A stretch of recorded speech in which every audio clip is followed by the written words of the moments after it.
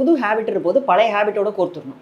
இப்போ ஒரு காலையில் எழும்புறேன், நான் ப்ரஷ் பண்ணுறேன், அடுத்தது வந்து தண்ணி குடிக்கிறேன். இப்போ தண்ணி குடிக்கிறது எனக்கு ஒரு ஹேபிட் ஆயிடுச்சுன்னு வச்சுக்கோங்களேன். இப்போ வந்து மூளைக்கு அது தெரிஞ்சிடும். நெக்ஸ்ட் நம்ம அன்கான்ஷியஸாகவே பண்ணிட்டு இருப்போம். பார்த்துருக்கீங்கன்னா ஒரு பைலட் ஆட்டோமேட்டிக் பைலட் மோட்ல தானே நம்ம பண்ணுவோம். இதை தான் பண்ண போகிறேன்னு தெரிஞ்செல்லாம் பண்ண மாட்டோம். ஒரு 1/2 மணி நேரம் என்னாச்சு காலையிலனா தெரியாது. ஏன்னா we are an automatic pilot mode. So we got it habitual. So இந்த ஹேபிச்சுவல் சர்க்கிளோட சேர்த்து விட்டுருணும்.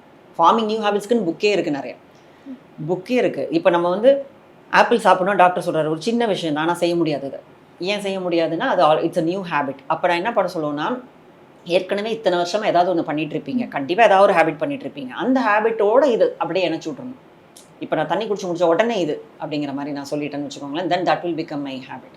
கொஞ்சம் கொஞ்சமாக அது வந்து நியூரல் எல்லாமே அந்த நியூரோ சைக்காலஜி தான். அந்த நரம்பை வந்து அதுக்கேற்ற மாதிரி ஃபயர் பண்ணுற மாதிரி நம்ம பழக்கி விட்டுட்டோம்னா ஓகே, அதுவும் ஒரு ஹேபிட் ஆகிடும். ஸோ ரெசிஸ்டன்ஸ் ஆனால் ரிவார்ட்ஸ் கொடுக்கணும் every moment of succeeding that. ஏன் நிறைய பேர் தோத்துடுறாங்கன்னா, அது இவ்வளோ கஷ்டப்பட்டு ஒரு செயலை சேரும் போது அதுக்கு ஏதாவது ஒரு ரிவார்டு வேணாமா? ஒரு டைம் மேனேஜ்மெண்ட் நான் இன்றைக்கி ஃபாலோ பண்ணிட்டேங்க அப்படின்ற போது I need to give reward to my self. So time management அப்படின்னு பார்த்தீங்கன்னா அதில் வந்து இந்த என்ன மெயினாக நம்ம சொல்லுவோம்னா, மனசு வந்து எது கஷ்டமாக இருக்கோ அதை செய்யாது, தள்ளி போடும். ஏன்னா ரொம்ப கஷ்டமாக இருக்குது இல்லையா? அது இப்போ இமாலயன் மவுண்டன் பண்ணணுமா, ஐயோ வேணாங்க, இன்றைக்கி வேணாங்க, நாளைக்கு வேணாங்கன்னு சொல்லிகிட்டே இருப்போம். நான் அதை பிரேக் பண்ணிங்கன்னா குட்டி குட்டி டாஸ்க்காக உடச்சிருங்க. சின்ன சின்ன மவுண்டன் தான் இன்றைக்கி நீ கிளைம் பண்ணணும் அப்படின்ற போது மனசு ஒரு உற்சாகமாக போகும். So one tips would be to break the difficult task into small achievable task.